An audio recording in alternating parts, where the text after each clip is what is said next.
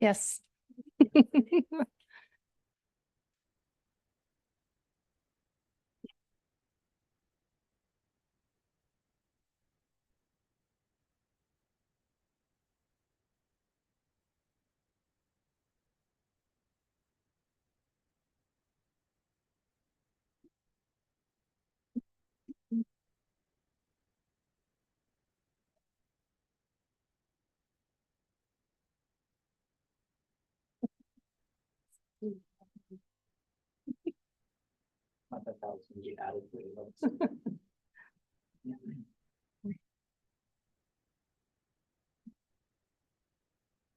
So my name is Angie. I'm the finance director with the city.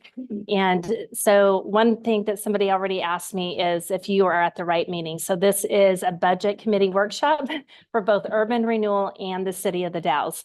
So we just brought you guys together to just kind of kill two birds with one stone. So my name is Angie. I'm the finance director, and I thought it would be a good idea if maybe we could just go around the room and everybody could introduce themselves and what committee they're on. So Amy, you want to start? I'm Amy L. I'm the city clerk. And I'm Abby Barra, and I'm the executive assistant to the city. Matthew Cleveland, city manager, city of Dalles. Oh, Darcy Long, city council, and also chair of urban renewal. Go get some pizza. Okay. Scott Randall, city council. Jan Oldenburg, volunteer here. Allison Shaw, kind of budgeting. Donna Lawrence, urban renewal. Dean Myerson for renewal budget. Serena Smith, city budget. Or Starlight, budget committee. I'm Rich Gaines, the mayor, and I appointed every one of you people. So White Courtney, for renewal budget. Leon Server, for the renewal budget. Sandy Hickroll, urban renewal budget and city budget. Jeff Schulters, everybody's renewal budget. Mike Kissinger, maintenance facility. Dan Richardson, city council. City budget, urban renewal budget. I'm Cody Barnett with the renewal budget committee. Hey, thank you all for attending. I just wanted to go through and just kind of do like a pre-meeting and just kind of give you guys what your role is and what you can and cannot do in a budget meeting. So we'll go ahead and start. And the first slide is what cannot be discussed before the formally noticed meeting. So what cannot be discussed today? We have an ORS 294.426, and this is a state ordinance that the budget committee may not deliberate on the budget document as a body before the first meeting. So we will not talk about specific estimates or appropriation amounts associated with any fund or line item, resource, or requirement. The question of whether to fund a specific program or expenditure, and the question whether to impose any tax levy or the amount of any levy.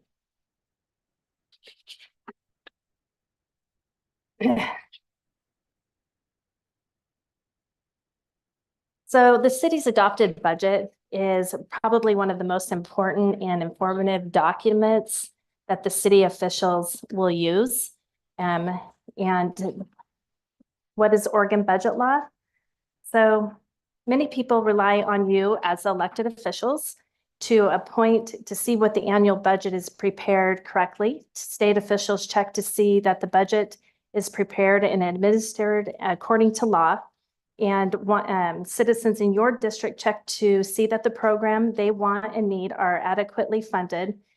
This makes budgeting in Oregon a joint effort between the people affected by the budget and the appointed elected officials responsible for providing services. It is the civil liability. Any public official who expends public monies in the excessive amounts or any other purposes than authorized by law shall be civilly liable for the return of the money. So what is a budget? A budget is a financial plan containing estimates of expenditures and revenues for a single fiscal year. And our fiscal year runs July 1st through June 30th. Besides outlining programs for the coming year, the budget controls a local government spending authority.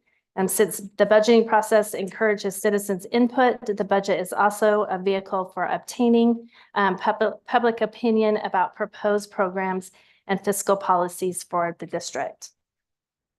The budgeting process for the city of the Dalles and the Columbia Gateway Urban Renewal Agency is guided by the Oregon budget law in order to establish standard procedures, minimum requirements for the information provided, encourage citizen involvement, and control expenditures of public funds.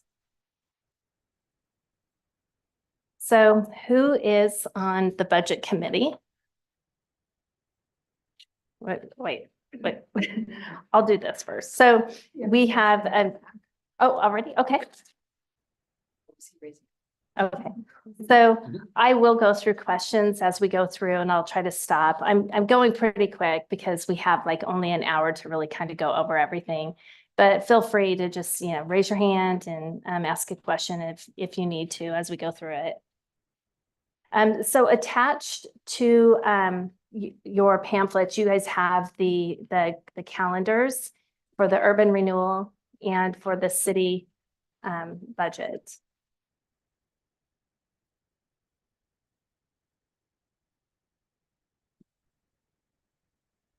I'll just kind of go over them quickly with you guys. So this is just basically deadlines that we have to have. We have to have we prepare the documents, we prepare the spreadsheets, then we give them to each department. Each department kind of puts in what they want to happen in their budget. So the budget really is a joint effort with everyone. The finance director puts all the budget numbers together, makes sure that we have a balanced budget, but each department head really puts in what they want in their budget. And then the budget's reviewed by the city manager. And then that's when we kind of go back to the starting line, put everything in to see if we have a balanced budget. So meaning balanced budget would be our revenues and our expenditures have to match, they have to balance. So, we can't have more expenditures than we do on revenue. It won't work. So on the budget calendars, you'll see that in red, that's when we publish the first notice of the budget committee meeting. And that's on April the 19th. And then we post a second meeting of the budget committee meeting on the website on April the 26th. So we can't post those no more than 30 days in advance and no less than 5 days. No, they're just slightly different than your own. They are, yes.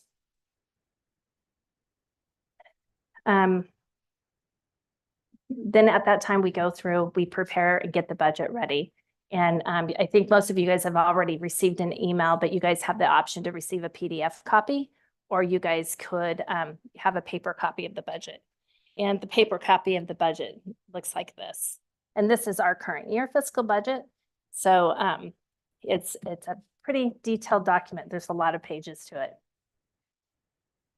So once we get through the budget committee meeting, we'll go into, you'll approve the budget, and then the budget goes to council or to the Urban Renewal Council or to the City Council and for their approval.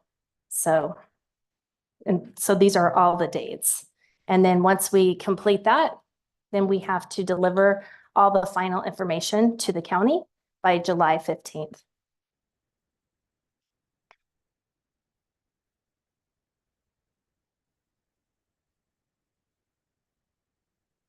I'm going to switch. Oops. So who is on the budget committee? The budget committee consists of the members of the local government bodies such as the city council and the urban renewal board members and an equal number of citizens at large. The citizens are appointed by the governing body, which is the mayor, and serve their 3 terms. Terms are staggered so that about 1/3 of the appointed terms they end each year. So a quorum of the budget committee is one of the more than half of the members, and the quorum must be present to conduct the business of the budget committees.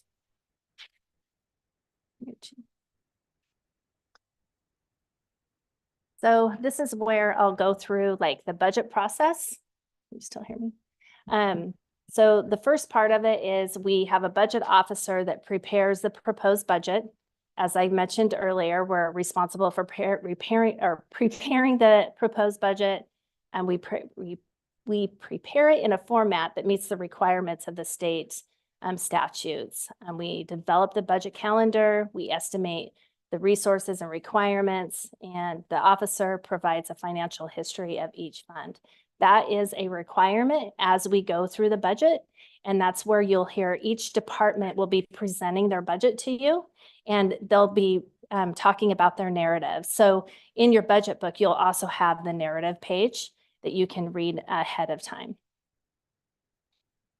So then the budget committee comes in and they approve the budget. And so you have to hold at least 1 meeting must be held. So historically, urban renewal budget usually gets done the first night, but we've budgeted for several days in case. And the city of the Dalles, we hold it for the week, and we have usually got it done between 2 or 3 days, just depending on, what's on the budget. So we conduct the public meeting to hear the budget message. We review the budget proposed by the budget officer. And Josh Chandler for the urban renewal is your budget officer. And then Matthew Kleeps is the budget officer for the city. So at that time, we come in, we listen to comments and questions from interested citizens and consider their input. You guys have the ability to revise the proposed budget to reflect the changes that you guys want. So you guys don't have to come in here and just accept our budget document. If there's something that's really important to you, or you've heard from the public, something that's important to them that may not be on the budget, that is where you guys come in and you guys get to discuss that and make that decision. Once you do that, you approve the budget. We prepare it, we get it ready for the city council, and they have to conduct the hearing by June 30th. So if city council makes any adjustments, it has to be before the adoption of the approved budget. And they can do it 5,000 or 10%, whichever is greater. If they can't do that, we have to have another budget meeting. We have to go through the whole process again. So hopefully that never happens, but we do allow enough time that we do our budget adoption earlier in June. So if we need to necessarily, we would have to have another budget hearing in June. So changing the adopted budget, July 1st, the city and urban renewal start operating on their new budget. Changing the budget, we have to do that by a budget resolution, which comes out of the contingency, which I'll kind of explain a little bit further later, a little bit further. Or you can do a supplemental budget. If we do a supplemental budget, that has to go in the paper. And the supplemental budget is bringing revenues in to match new expenditures. So that's where a supplemental budget comes in play. It's against budget law to spend money in excess of the amounts budgeted. And doing a supplemental budget or budget resolution after the money is spent is not allowed. So we can't go buy a car and then come to the council and ask them for money to put it in there. So 2 and 3, that we have an opportunity to go to a meeting and discuss the budget before it's prepared. Where is that on this calendar? That's on your, when you have your budget meetings. Are you on the city or the Well, urban renewal? Both are committees, but either one, both of them. Budget committee meetings are in green. And for Well- the city, it's May 13th through May 16th. But that's when we decide. No. No, That's when not. you actually are, you guys will receive your budget book about 2 Okay. weeks before the budget meeting. We can't go more than 2 weeks. You'll receive your budget book and then you have time to study it, review it. We come into the budget meeting, you'll hear public comment.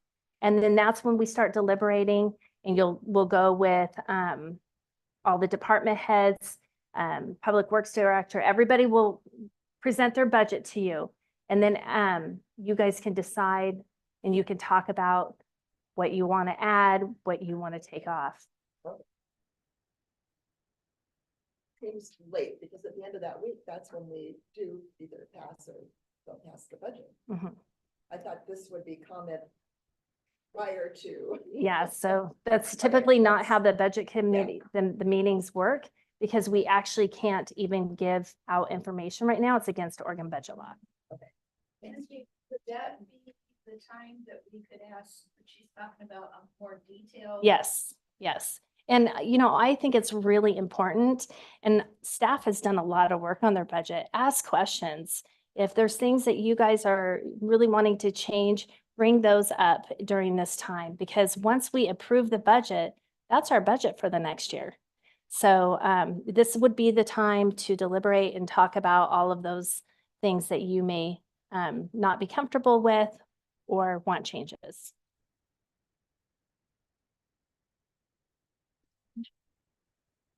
You change page. So one of the most important things in budget is that the city council and urban renewal agency, they get together before the budget meetings and they put together their council goals. And so we have our council goals this year. It's in a separate sheet for you. And I'm going to go ahead and let Matthew, our city manager, kind of go over those goals, and that helps put our budget together as we start our budget process. Does everybody have a copy of the goal document? You have some extra. Okay, good. This one? Great. Good, good. And Sandy, this might actually answer some of your question there. And I'll speak largely towards the city council process that we went through and the city council goals themselves. As Angie noted, there's been some conversation at the Urban Renewal Agency with Josh Chandler and some of the staff that we have there. But most of my comments will be focused on the city council and the city of the Dalles. And it really kind of begins even before the goal setting or the council goal process. And when we talk about the vision action plan for the community. And so every 10 years or so, depending on when it gets on a front burner, the city will facilitate or put on an update to the vision action plan process. And the vision action plan is also referred to as the City of the Dalles' vision action plan. And I think there's some community perspective that is the city's, specifically the vision action plan, when really it's intended to be the community of the Dalles' vision action plan. And so a couple of years ago, we went through that process and we go through a very substantial community involvement effort. We had a town hall, we have different surveys, and we really want to hear from the community what their overarching themes are, what's their vision for this community 10 or 20 years out. And so in the last vision action plan that we went through, some of the major themes or areas of concern were the school facilities that we have here, the housing crisis or the housing difficulties that we have. And then the third was really around parks and rec, leisure amenities, and other things of that nature. And so that's what this community, our community, hears from our neighbors, from the people across the street. And that's one area every 10 years or so where the community can have some involvement and have some input into what we prioritize and what we think about when we're crafting and finally get down to this level of putting together a budget. And so last year, and what we've been building towards with the city council is every November, typically either right before or right after Thanksgiving break, especially in the last 2 years since I've been here, we've had a city council retreat or goal setting session, which is open to the public. And this last year, we actually brought in a facilitator. Her name was Sarah Singer Wilson with SSW Consulting. And she took us through a whole effort to use documents such as that vision action plan, solicit input from the city councilors, our community's elected leaders, on what their priorities are, what they may be hearing from other constituents throughout the year. They solicit information from the department heads and staff. What are our key projects? What are the concerns or priorities we may see? And we went through a whole one-day session, which resulted in the document that's in front of you. And so very briefly, so I want to keep an eye on the clock. In this document, you'll see the results of some of that effort, some of the summary of a profile of the city council itself. And you'll see most specifically on page 7, 2023, 2025 city council priorities. And it's a very interesting dynamic here where if everything is a priority, nothing is. And so we do have to ultimately land on some key priorities. It's not necessarily that the other areas will be ignored or they're not important to the community, but we have to have some guidance provided by council to staff on what those priority areas are. And so the first grouping that you'll see of some of those key themes, that was kind of the aggregate that came out of the facilitated session we had last November. And then with our facilitator, she really encouraged us to narrow those down, which is the second grouping you see down below. And so again, livability, increased housing supply and options, houselessness, fiscal sustainability and planning, and long-term infrastructure planning were some of those key priorities and goals that the city council wanted staff to focus on and develop strategies and actions to address the concerns that were raised in those various categories. And that ultimately guides and informs in many ways the budget and the allocation of resources to get those things done. And so, Sandy, to your question, there's a couple opportunities here, not specific to the budget, because as Angie noted, we have some constraints there, but for community involvement and engagement very formally in a goal setting session in November. But also this is the opportunity for not only everybody in this room, but everybody in the community, email your elected leaders and say, hey, I know city council goal setting session is coming up in November. Here's a priority of mine. And then they can bring that to that meeting, or you could attend it yourself. And then it starts to crystallize and form from the goal setting, from the vision action plan process to the goal setting process to the ultimate budget documents themselves. Does that kind of make sense? Any questions on that front? So looking deeper into some of the documents here, just to highlight one, you'll see on the last few pages, starting on page 9 till the end of the document, each of those focus areas, such as livability, and some of the different actions and the department that's charged with leading those actions. And so this is not an exhaustive list of everything under the sun that the city does from start to end. That document would be as long as the budget book, most likely. But these are some of the key initiatives or new efforts that we might be exploring in the upcoming years to achieve what the city council has put out before us.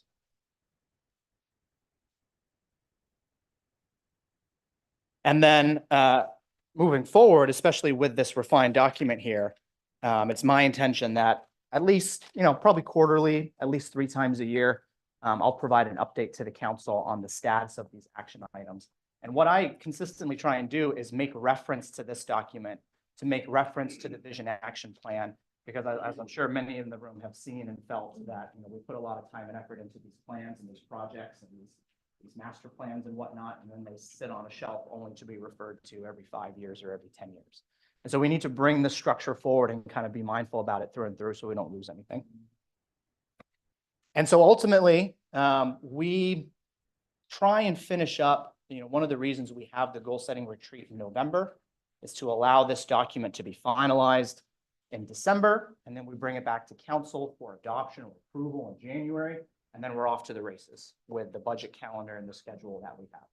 And so earlier this year, the city council accepted or adopted this goal setting document. And then each department head begins working on their worksheets, crafting the budgets, the budget proposals that they have, which ultimately go to Angie and myself to finish up. Angie does a great job keeping us in line, keeping us on the straight and narrow. And then ultimately to the budget committee and the city council. So I'm going to stop there. I don't want to take up too much of your time. Any questions on that front? That's a structure and a timeline we've been trying to build towards over the last couple of years to allow more participation, to have them kind of align and build from one another, and allows these documents to be more readily used and referenced. Good to know. Yeah. My first year, I didn't know that there were all those prior things, and it's like, boom, we have 1 week, we get to make our comments, we have to make those changes, and that's such a short amount of time. And I think that was, And it's like, it's a done deal before we get there. Almost, not And I- entirely. no, and I hear what you're saying, and I think that was one of the reasons we, Angie proposed having a workshop such as this, because there's a lot of rules and structure and dynamics and process that leads up to it, which can give that feeling. And so this effort today and the time that you commit will allow you to get a document such as this that we handed out today. The Vision Action Plan is on the city's website, and I'd highly encourage you to take a look at that as well. We didn't print it for you today, but we can certainly help if you want a printed copy of that. It's available on the website. And I think that will just give a little bit more transparency and insight into how the budget ultimately comes together to avoid a feeling like that. But here it is, this is what it is, don't change it. As Angie noted, staff puts a substantial amount of time and effort into it. And frankly, I think myself included, we kind of want to crow about it. I mean, there's a lot of really interesting and powerful programs and efforts being undertaken, not only to make sure that, water comes out of the tap when we turn it on and the toilets flush, which is a pretty important thing, but is also reflective and responding to our community needs and what they want to see happen. And that all comes together in this budget process. Yeah. So even though like urban renewal budget committee decides something, urban renewal committee, commission, whatever, could say, agency could say, no, we're not gonna go by your recommendations. They have the final say. Well, 5,000. go back to the prior slide. 5,000. Yeah, that's total on it. But otherwise it has to go back to the budget committee. But if either city budget or urban renewal, whatever. If they say, we don't want to fund this anymore, we don't think it's worth it, or we want to cut it back by half or whatever, I mean, with those guidelines. That's not their decision, that's the recommendation, correct? The recommendations come, not the decisions. So from the budget committee, you'll review the budget document that you have. And if you want to make changes to it, that would be your decision and recommendation ultimately to the city council. Now, they would adopt the budget and affirm that decision or reject it within the constraints that Angie just mentioned. Is that close enough? Then it would have to go back to the. Okay. That's fine, as long as you feed pizza. Hey, Angie, adjust your budget for more pizza. Sounds good to me. So the budget consists of governmental funds and business funds. So I just kind of want to go through some of our funds with you guys. So when we get into our budget, that you'll kind of understand that. And as we get through these slides, I'm going to, at the end, I'm going to actually pull up our current budget and kind of take you guys through it so you understand what you're looking at when you get that great big budget document. So the government funds are normally supported by taxes and intergovernmental revenues, and they include most of urban renewal and cities and basic services.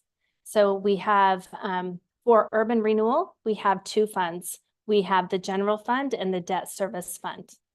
And for the city, we have the general fund, the library, we have the debt service funds, we have the unemployment fund, the street fund, capital project fund, special assessment fund, state office building, special grants, community benevolence fund.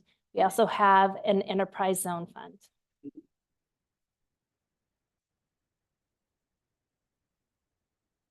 And for the business type or enterprise funds, those are normally self-supported by charges for services. So SDCs is a really good example of these funds. So the water utility fund, that's supported by our utility fees, our water services. Water Capital Reserve Fund, SDCs. 2009 Debt Service Fund is debt, and that's paid from some of the other business type or enterprise funds. Then we have the Sewer Plant Construction Fund and the Debt Service Fund.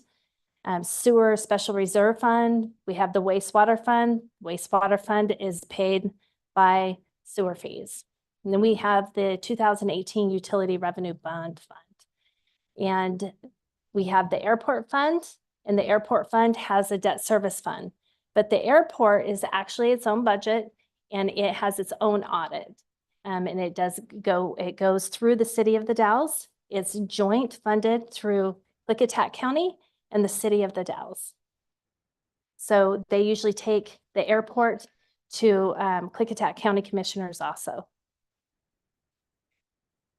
Sure. So I think one of the particular things, at least on my end of things, that I like to make a distinction on is that there are enterprise funds that Angie just noted, and then there's the enterprise zone fund.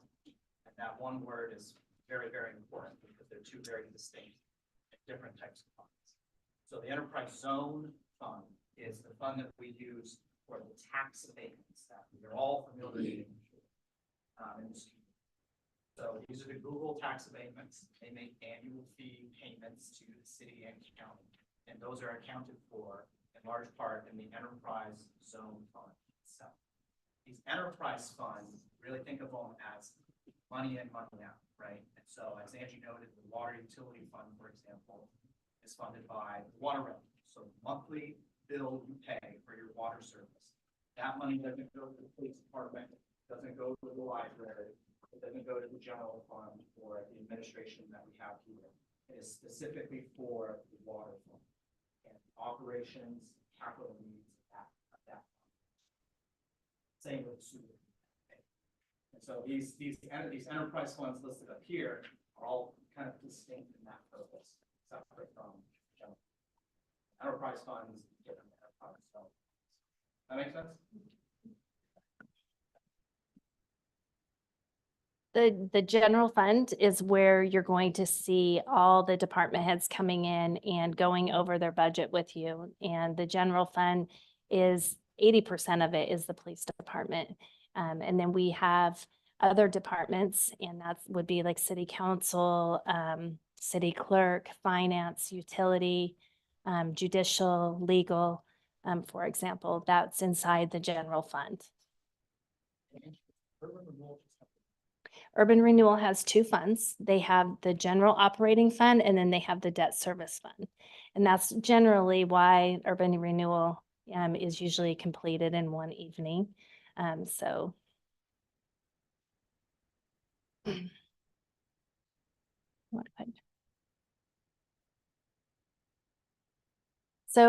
common resources, revenues would be the net working capital. So the net working capital is a fund balance from the previous year. So we do our budget, we have an ending fund balance, we go through our budget for the year, maybe our revenues are more, or maybe we didn't spend as much of our expenditures, and that gives us our ending fund balance for the year of what we have left. And that rolls over to become our beginning fund balance in the next cycle of the next year. So that's a really important piece because that beginning fund balance becomes our new capital that we have. And you do not want to fund personnel services or reoccurring items with the networking capital. Those would be like capital project based. We also have fines and forfeitures, payments that are imposed by the city for traffic and code violations. And, through the years, these have depleted because we don't have as much to go after them for. We used to be able to suspend driver's licenses or do different things, and we're not able to do that with the, all the law changes. Is that because there's not this, ever still been this court or? We have a traffic court now. It's not a it's not, we don't do misdemeanors or other things. We just do traffic. But even in traffic, we used to be able to have the ability to, suspend driver's license if people didn't pay, if they were driving while suspended or things like that. We don't have the ability to do that anymore. So that law's changed. So that's a little bit harder. Yeah. So interest income, that's, It's also not the reason for the traffic surge. enforcement last month. no. Good on that front. So interest income, that's our interest earned by investing in our city funds. You'll notice when you're going through your budget, our interest revenue has been a lot higher in our LGIP account. It's a guess. We have no idea what those rates are going to be. And LGIP rates have been increasingly high over the last couple of years, or the last year at least. And it's local government investment pool. And so taxes, those are estimated collections from property taxes or voter approved levies. So those property taxes come in, and that's we fund those in the general fund revenue is where most of those will come in. And the urban renewal agency, they will take the tax revenue first, and they'll pay their debt payment with it. And then anything else that's left goes into the general operating fund for the urban renewal agency. So it pays the debt payment. Does anyone have any questions? Okay. Taxes come in. Right. So taxes come in November. So when we have our ending fund balance that I was talking with you guys earlier about, that ending fund balance rolls over to our beginning fund balance. And we always budget for 4 to 6 months of ending fund balance of our first 4 to 6 months before our tax revenue comes in. So it's kind of our savings account that keeps us going before we get that tax money. Charges for services. Charges for services provided to individuals by the city, such as water and wastewater charges. Do you have a question? We have to collect taxes in November, is that state law, or could we? That's when the Wasco County, they bill out, and then they have a due date or collection date. Yeah, I don't know. Adjust that. Usually, again, not to go too off far astray, but January 1st is that magic date where the county assessor will come out and assess the values of properties, and they go through a whole process in the spring. They get all the bills and everything ready, they mail them, and when do we get our tax bills? We mail them. November. Or maybe end of October. Right. Yeah. 15th. I don't know if it's- We can talk about that some other time. So go I'm ahead. sorry. No, Some people budget and pay quarterly. I don't know if very many people do, but what do they do with that then? Do they wait until November and? so when the taxes it are all. collected, that's when we receive our money. And that money that we receive, so if we receive $10, it's divided up within all the special districts in the city and the county and Mid-Columbia Fire and Rescue, Port of the Dalles. Right, but some people pay quarterly. Mhm. Do you get that when it's? Quarterly. We get it quarterly, yeah, as it It's comes probably in. Not huge. Not So, compared to what and you get in November. right, so you'll see also on the revenue page that we have our taxes, and then we have a carryover of taxes that we hadn't received. So maybe, people, not everyone pays their taxes. So we have a previous taxes that might be a lien on their property or something like that, which has to go through the 2-year process before we might receive that money. License fees and permits. Those are revenues from planning fees, park fees, permits issued by the city. Intergovernmental revenues received from other governments such as grants, shared revenues, or gas taxes, for example. Franchise fees, those are user fees charged to utility and refuse companies by the city for use of public rights of way, and PUD is a perfect example of that. Transfers in and interfund loans, the receipt of money or loan proceeds made between city funds that is authorized. So we do transfer ins we do a transfer of methodology annually. So what we do is, for example, we charge street for our admin services. We charge water for our admin services. And this is something that's done within every city. And we take it by our general fund budget. And that's how we come up with the transfer of methodology. When you guys get your budget book, there will be a whole section on that where you can see that transfer of methodology. And again, if anyone has any questions on the budget book or they don't understand something, I'm always downstairs. You can come in, give me a call, email me, and I'd be more than happy to answer questions because I don't expect all of you guys to remember this. Then we also have a miscellaneous revenue account, and that's revenue that does not fit one of the other major categories, or it's money that, just doesn't, we don't budget annually to come in. So that could be like a workman's comp rebate or something like that.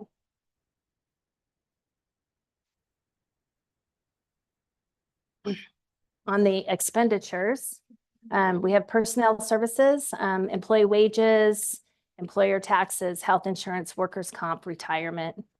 We also have debt service, which I see now that I misspelled, sorry. That would be the annual principal and interest payments made on city loans and bonds. We have the material services, and that includes the wide range of operating expenditures. That's like contracted services, office supplies, just basically that mid-range of everything. Then we have the transfers out. We do a transfer out annually, and you'll see this in the general fund. We provide money to the street fund. So that would be a good transfer out example. Same with the airport, yes. We also, the capital outlay. This is purchase of items, oh, that's misspelled too. Purchase of items that are considered to be capital assets. So an example of a capital asset would be a vehicle, would be re-roofing the city hall. Carpet is not a capital asset. Painting the building is not a capital asset.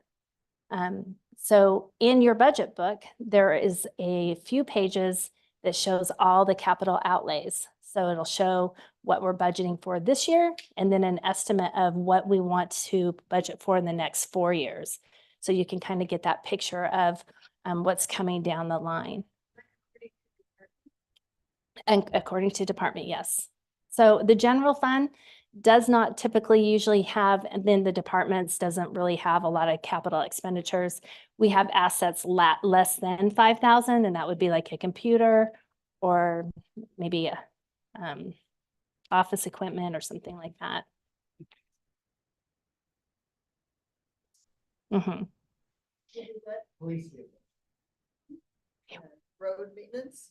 Nope, that would be in the public works out of the general fund, but that is a great example of a capital outlay project. Last year, I remember those things were budgeted over a period of years, so that you weren't hit with one big expenditure in 1 year. They've been setting aside money to replace those vehicles. And Public Works is really good about that. And when you read through the budget, and I'll kind of give you an example before at the end, you'll be able to see what they're budgeting for to happen in this year, or you'll also see what they're saving up for to happen in the future years. So contingency is money that's appropriated for use during the year to deal with unanticipated operating expenditures. That is money that we put in our budget, but we don't designate it to any department. We put it in the bottom of our budget, and as through the year, if there's any unanticipated expenses that we need, and that does happen, it happens every year, then we can go to council with a budget resolution and ask them to move some money from contingency over to, let's say, police department for overtime. And that was something that just happened recently, and city council approves that. If city council doesn't approve it, we can't do it. And at the very end on the general fund, for example, we have our unappropriated ending fund balance. That's money that is budgeted and proposed remains in the fund for the cash carryover, as I mentioned earlier. So we budgeted 4 to 6 months of ending fund balance, and that moves over to our beginning fund balance and gets us through until we get our taxes.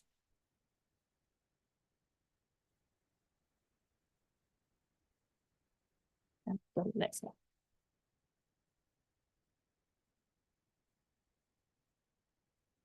Before I go any further, does anyone have any questions? Okay. The next page.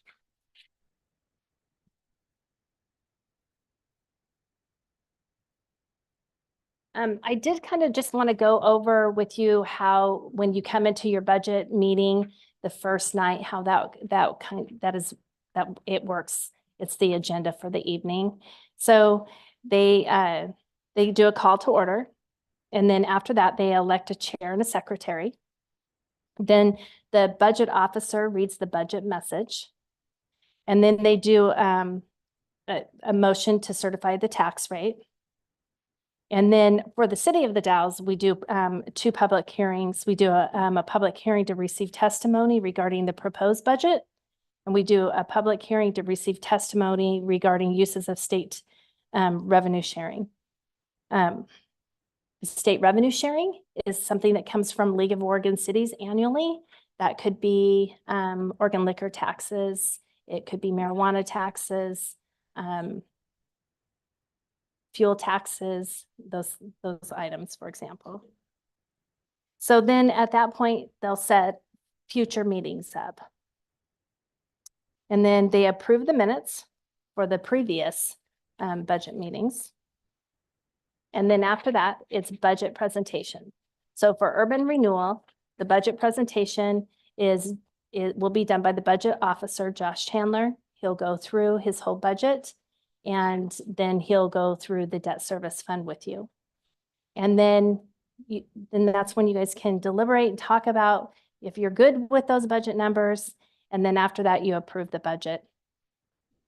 So that's how it works. But with the city of the Dalles, when we get into budget presentations, we've found that it works really well for each department head to come in and talk about their budget, talk about the things that are important to hit them, or maybe the changes from the previous 1, 2, or 3 years of why those changes are there.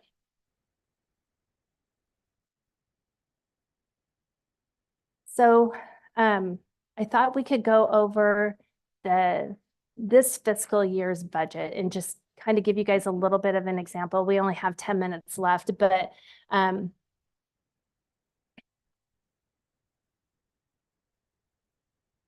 table of contents, page 3. So the table of contents, if you have a PDF copy of, it's okay, go back to first page. If you have a PDF copy of the book, you can actually click on any of those, like if the street fund, you can click on it and it'll take you automatically down to that department. So you don't have to flip through all the pages. Page 5. Page 5, this is of the city's budget. This is where the budget message lays. So you'll get the budget message in your budget book 2 weeks before, but then as of the budget evening, Josh and Matthew will go through their budget messages. The city council goals will also be put into this section that you guys have a copy of currently. Number 7. This is where our organizational chart is, and this is kind of where it goes down the tree, basically, of who is managing each department and who oversees what. So it's quite the little chart, but it goes down to the voters, to the mayor and city council, city manager, and the city manager, he oversees all of the departments, and then each department oversees certain sections, like human resources oversees safety officer. And then page 22. Page 22 is the financial overview. So that's where you'll read through and you'll find all of the overview information and the important information. So it's really important to read through your budget, because this is where you'll find out a lot that's going on this next year. Page 29. 29 is our transient room tax dollars. And this is always, something that a lot of people are interested in. And so this is a great section to read about and to kind of understand what's going to be coming through for that budget year. And on page 39 is our FTE schedule. And if you, FTEs is how many people we're employing. So one person works full-time is 1 FTE. One person that works half-time is a half FTE. And then if you can continue to page 40, you can see the FTE position detail in total. So it will tell you the whole salaries of everything for each employee. 44. Council supported programs. This is the council supported programs is every year we have public will come in and ask for a request for city council to pay for maybe it could be a tree plan or fireworks, for example. So this will be where you'll see the funding for the previous year, how much they actually took, and you'll see if they have a request for the new year. And then the recommended funding amount is the amount that the city manager is recommending that goes through the budget.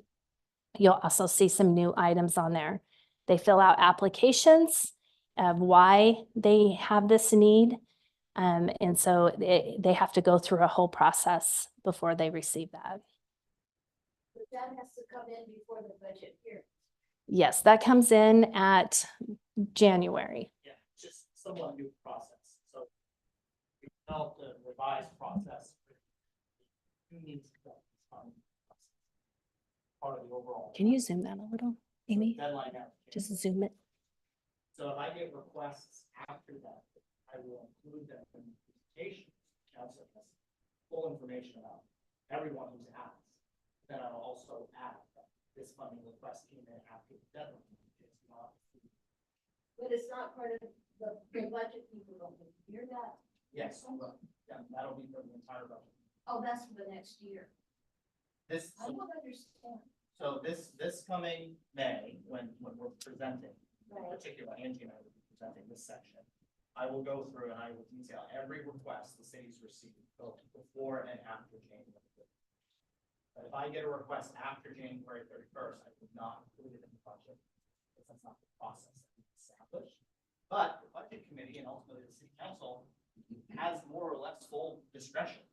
And so the budget committee could recommend to fund a request that was received after January 1st. My caution there is that undermines that deadline process. But I want to make sure that you have all the information. Then do they still have to present to the budget committee people? If they've already, if these people or whatever is already presented to you, do they also have to come in and present their concerns or needs to the budget So they committee? will not formally present. Because they've already done it with you. They've already provided information for that application process. We encourage them to attend because it is a public meeting. And if there are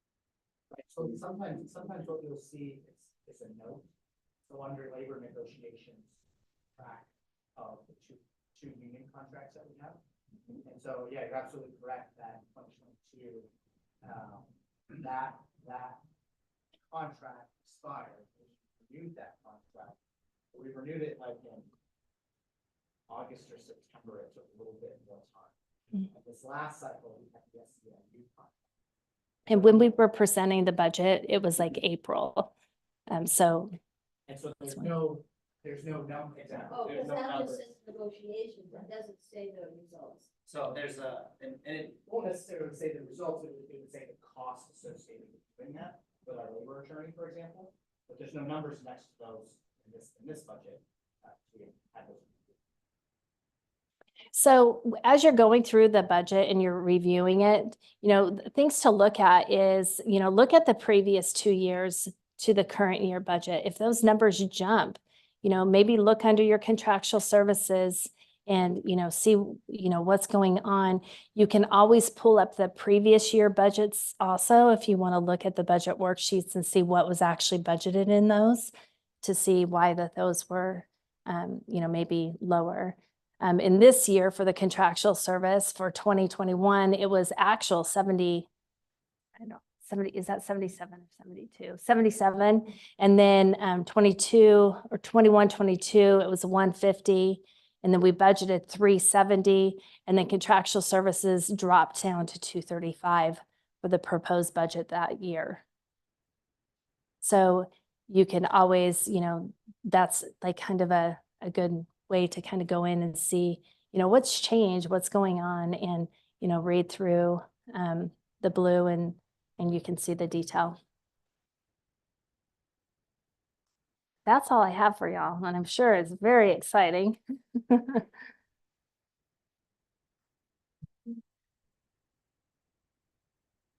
Okay, we're done. Thank you all for attending, and hopefully this will make it a little bit easier for you guys. like Andy mentioned, staff's here as a resource, so go through the process, if there are any questions, please reach out, we'd be happy to answer them. When should we expect that email to us? So Or, get- sorry,